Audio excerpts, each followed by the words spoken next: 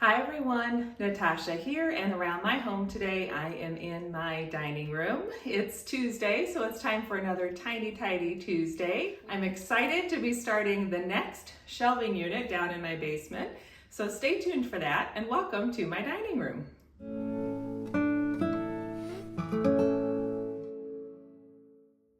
Welcome back to my home. I'm so glad you're joining me today for another short declutter video.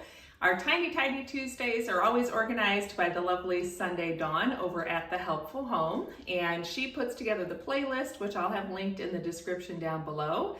Each week, it's another fun group of ladies who get together and share their Tiny Tidy Tuesday video for the week. And it's kind of an always moving collection because we each just jump in when we can. And you are welcome to join us too because it is an open collaboration. So without further ado, let's move on to today's project. This Tiny Tidy Tuesday is a special one for me because it marks the midway point of the shelving units down on this long wall in my basement. So if you're new, welcome, and if you've been staying with me all along this journey over the last months and months of me talking about it, I'm so glad you're here and I appreciate you sticking with me. Basically, this organizing and decluttering basement project was something I've talked about for years. I've written it in my planner for years, and I just couldn't get myself to do it. So I decided one day to join along with these tiny tidiers because I thought maybe the accountability would help because I knew every Tuesday I'd have to do a little something. And I also decided I didn't like working in the basement because it's dark and dingy and it's hard to see and it's hard for me to make decisions because there's so much clutter. So by bringing one box or one small pile of things up here each week, it allows me to think clearly and focus just on that task at hand for the week. And it also gives me the next whole week to deal with those items. So I have found there's some weeks where it does take me several days to get the things dropped off or delivered or stored wherever they're going to be put in the end. So I feel like this has been a really sustainable, even though it's slow, it's a sustainable way for me to keep making progress. And if you follow the FlyLady, that is kind of the gist of her whole system, is to just do baby steps and make progress in little increments wherever you can. So without further ado, let's do two things. First, I always like to set my trusty timer. This is my favorite tool to just keep me on task and help me get motivated. So I'm going to set the timer for 10 minutes. And with 10 minutes on the timer, now we'll head to the basement and get the next box off of the shelf. So even though the lighting isn't the best, I just have to take a moment and celebrate the fact that I have finished 1, 2, 3, and now 4 complete shelving units, and I counted what's left, and we basically have 4 left, although one of them is all of my Christmas decor, which is already basically organized. There's probably a little bit I could do on the top shelf, but we're essentially halfway with this whole wall of shelving units, and it feels amazing to have gotten this far after years of talking about it, and I'm excited to start on shelving unit number 5. So let's go ahead and grab the items off the very top. I think I'll start with maybe the easy box on the right, and then next week we'll tackle the pile that's next to it. So let's grab that and keep moving on.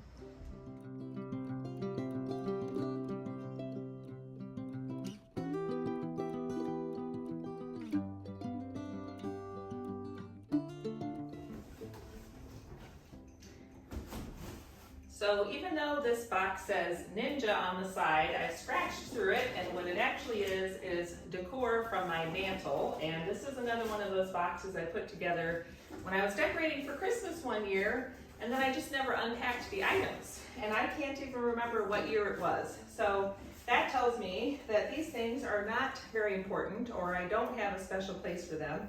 And probably I'm going to declutter a lot of it, but we'll find out. So this one is actually a metal print of a photo that a dear friend of mine took.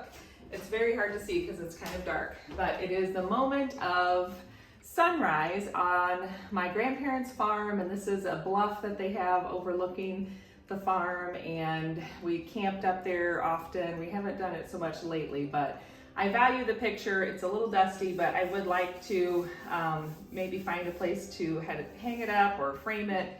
That's a little bit better. So anyway, this one is definitely sentimental and I would like to keep it, but I need to find a special place for it. So that's a keep for now.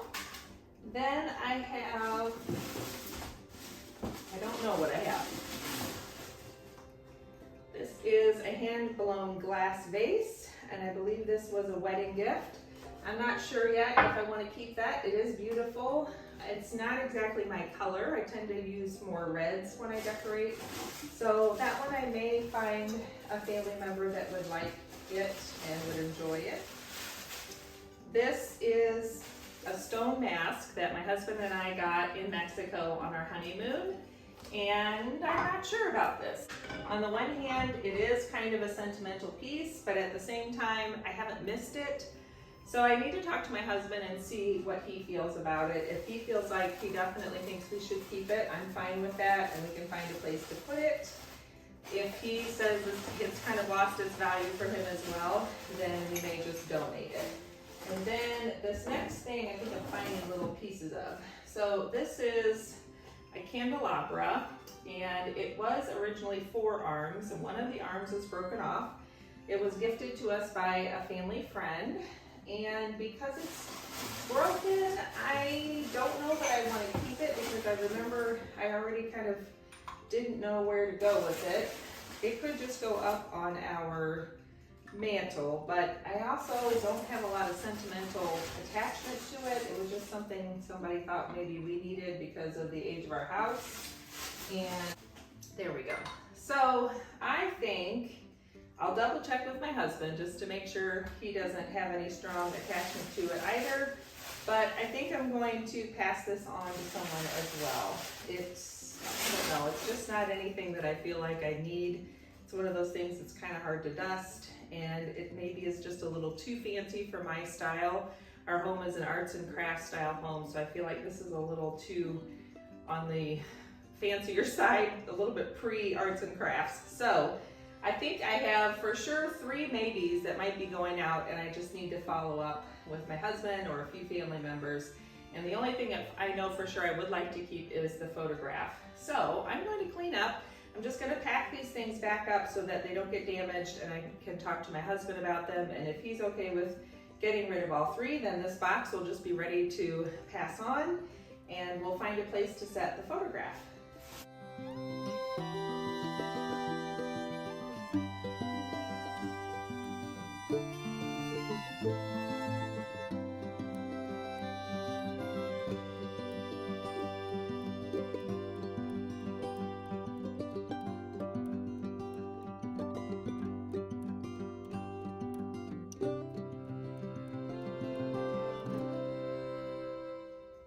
Well, that does it. I have my dining room cleaned off. My beautiful orchid is, I think, just about done blooming. She started dropping a few blooms every day or so.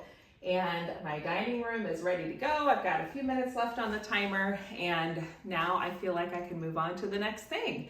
So thank you so much for joining me today for this Tiny Tidy Tuesday video. Again, don't forget to check the playlist down in the description box below so you can see all the other Tiny Tidiers today. I really appreciate you sticking with me and cheering me on as I go through one more box each week, and I'm so glad that you're not getting tired of these box from my basement videos, because it really is helping me keep motivated and continue to make progress, which is pretty amazing. So thank you for your support and your encouragement. And I will be back on Friday for another beautifully organized in 52 weeks video. We'll be doing our final living room project, and it's kind of a bonus project, so stay tuned for that.